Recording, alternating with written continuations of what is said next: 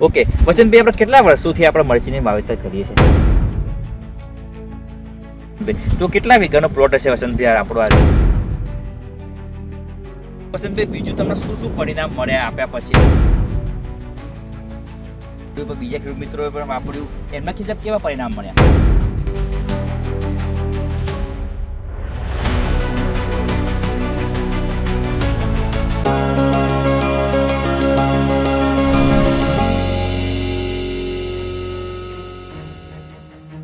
નમસ્કાર ખેડૂત મિત્રો, ભારત કિસાન કાર્યક્રમમાં આજે નવા વિસ્તારમાં આવ્યા છીએ. આપણે જાણીશું કે જે ખેડૂત મિત્રએ પોતાના મરચીના પાકમાં ભૂઅમૃતમ વાપર્યું હતું તેમને કેવું પરિણામ મળ્યું. નમસ્કાર સાહેબ.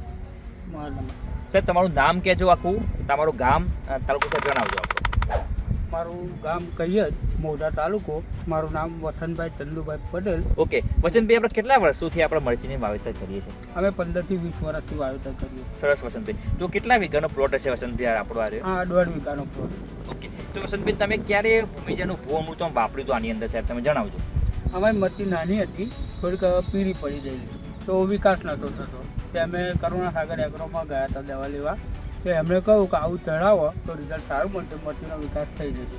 તો ફરી અમે લાઈન ચડાવ્યું કે એમને 10 લીટર કહ્યું હતું, પણ અમે એવો વિચાર આવ્યો કે અમે મરચી પહેલાં જ જવાની છે, તો મેં કંઈ ચડાવી દઈએ વધારે.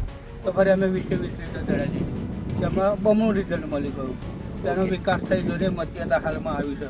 ઓકે, તો તમે શરૂઆતમાં જે વખતે આ લાયા તે મરચી નાની હતી, પીળી પડતી હતી, હા બરોબર. આપ્યા પછી તમને ઓલ ઓવર સારું દેખાય. કેટલો ટાઈમ થયો ને આપ્યા અંદાજિત? લગભગ 1.5 મહિનો થયો. 1.5 મહિનો થયો, બરોબર છે. તો વસંતભાઈ, બીજું તમને શું શું પરિણામ મળ્યા આપ્યા પછી? તમને ઓલ ઓવર શું લાગ્યું છે? કયા વર્ષોમાં તમે કરતા હતા, તમે આ વસ્તુ તમે એડ કરી, તમે શું શું પરિણામ લાગ્યા હતા બીજા?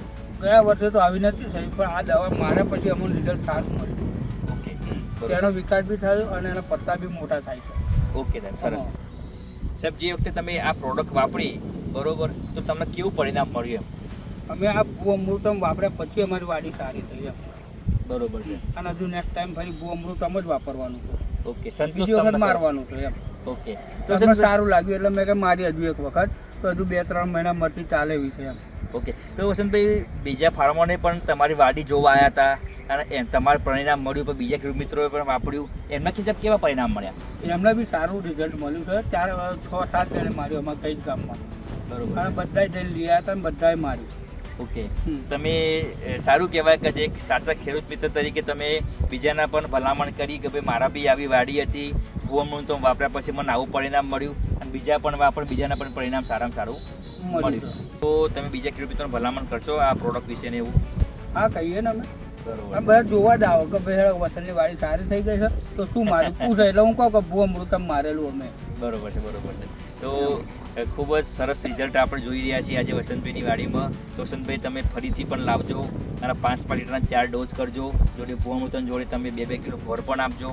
તો આપણે જમીનમાં સાહેબ કાર્બન વધશે, જમીનમાં બેક્ટેરિયાની સંખ્યા વધશે, અને જે પણ તત્વો જમીનમાં પડ્યા છે વસંતભાઈ, એ બધું લેવડાવવાનું કામ ભૂઅમૃતમ કરશે. બરાબર. અને સારામાં સારું પરિણામ તમને આજે મળશે.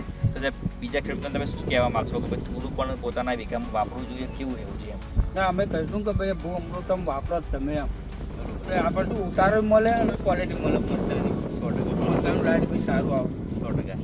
તમે જોઈએ ને તો આ બાજુ અને આ બાજુમાં શું ફરક લાગે છે એમ? આ બાજુનો પટ્ટો કેમ આવો થોડો વીક લાગે છે એમ?